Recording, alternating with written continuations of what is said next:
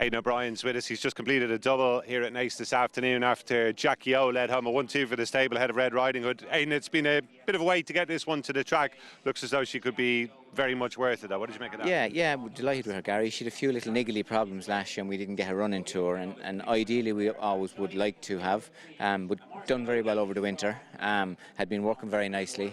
She's out of her rocket job, brought a mare, probably helped her to handle the ground as well, so no, delighted. Seamus is very complimentary of her. Yeah, lovely pedigree. She was conceding experience obviously to the runner-up. Were you expecting it to be quite close? Yeah, we did. Like the second filly is lovely filly as well.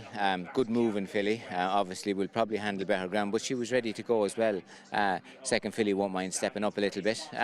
No, but you'd have to be very happy with both really. And as far as the winner's concerned, Aidan, what do you think will be the next step? Will you look at a Guineas trial? Yeah, I think so. Listen, and probably will stay further as well. And I suppose we'll talk to Bridget and Charlie and the lads and see what they want to do. But I'd say she'll have no problem stepping up, Gary, either in trip or stepping up to a stakes race, because she should come forward plenty from it. Earlier on in the afternoon, we saw Paddington win the Madrid handicap on his first start of the campaign. That was a good effort of 97. Were you expecting him to go close? Yeah, we thought he would.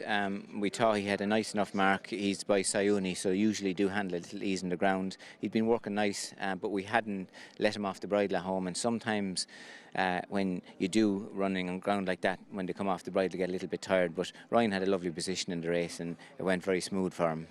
No, you have to be very happy with him, and we thought he should step up plenty from the run.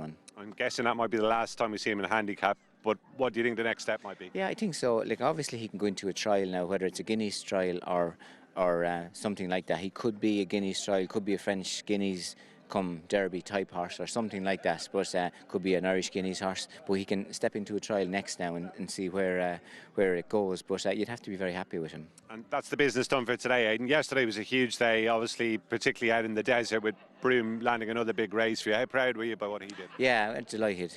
Like, obviously, Stephen does a great job. He rides him out, and he's been working nicely. Killian's been riding him in his work. Andrew's in charge of him. He's a great, very genuine horse. Ryan gave him a great ride. I don't think he ever ran over that trip before, maybe once a long time ago, but looks a real cup type horse, that he's very comfortable at 2 miles. Ryan had a lovely position on him and produced him lovely, but you'd have to be very happy with him, Gary. Obviously now we could look at Ascot with him. Obviously he won't need a run in between because he's been plenty busy.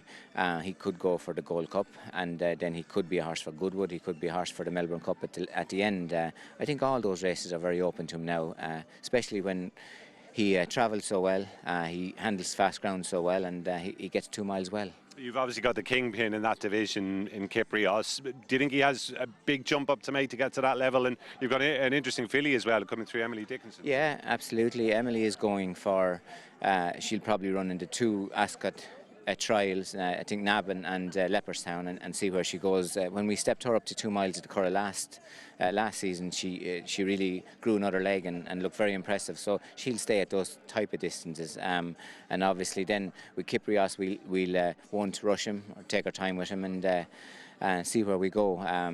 Obviously we're looking at the autumn with him, and so no, it'll be interesting, Gary. And they usually, all those things usually sort themselves out as we go along. Yeah, he just got better and better last year, Kyprios, didn't he? He's going to be very hard for the others to topple, I'd say. Yeah, exactly. Yeah, like obviously, exactly. He got a little bit of a joint about a month ago, and we just need that to settle down. And if it does, then we'll go on for Ascot, and if it doesn't, we'll have him for the autumn, you know. So, but like obviously, there's a lot of water to go under the bridge, kind of between now and then, really, and play it by ear, and we'll try and slot them all in somewhere, and then when the big races come, we'll see what we have, really. Nice to have the backup in the division. And Aidan, you exercised quite a few after racing at the Curragh yesterday, likes of Little Big Bear, Augusta Rodan. Did everything go the way you hoped it would? It did, yeah. I think Little Big Bear and Augustus Rodan finished up sides. A horse called Antarctic. Obviously, he's a brother to Batash, and we're very happy with his work, and you'd be very happy with those other 2 horses working beside him. Like obviously Little Big Bear, we knew that he has plenty of speed, and Seamus rode him and was very happy, and Wayne rode Augustus Rodan and he was very happy with him. So we think they're in good place, Gary. Obviously they didn't do much today, so they'll start back tomorrow, and we'll have a look at the guineas with them, and obviously a week or 10 days before the guineas, the lads will decide then what they want to do, whether they want both to run or split them up or do whatever. But what we did yesterday, we would be very happy with. And was there anything amongst the other horses that exercised that particularly pleased you, that maybe looks like it's come forward? Yeah, I think so. A horse called Tower of London. He had a disappointing run in Leopardstown after winning very easy, so he came forward. And a horse called Adelaide River worked very nice. He had his 2 runs in France last year. I don't know, he was second at the Curragh, I think, and another he was second at France. So there's those type of horses, you know, and like obviously Point Lonsdale was there, and he hasn't run since the Guineas last year. I'm very happy with him. Luxembourg. And then obviously like of Emily Dickinson, they were all there as well. So it will be interesting see where they all slot in. But it's good to be after giving them a day away now, and hopefully we can go racing with them next time. It's a very exciting time of year, and I can see how enthusiastic you are about what lies ahead. Ballysack Stakes is not too far away now. Have you anything earmarked for that? Yeah, with Frankel horse. Our Shadow Hunter that was placed in a couple of the trials last year at 7 furlongs, and then there's a horse called Alexandropolis. Or someone in Galway, is it? Exactly, yeah. He's been working nice, and he could be there for the Ballysacks. And then there's a few fillies trials, a filly Dame Carey, a Justify filly that won very easy here at the end. She could be there in the fillies trial, and then there's Alfred Munnings and a few like that maybe for the Guineas trial, so Cole's Guineas trial. So there's we'll probably decide maybe Tuesday or Wednesday, but they're all the kind of horses that are in the mix at the moment. Lovely stuff. I look forward to seeing some of those over the next week or two. Aidan, as always, thanks for your time. Appreciate it. Yeah, pleasure, Gary. Thank you. Subscribe to Racing TV's YouTube channel now to watch more great races like this.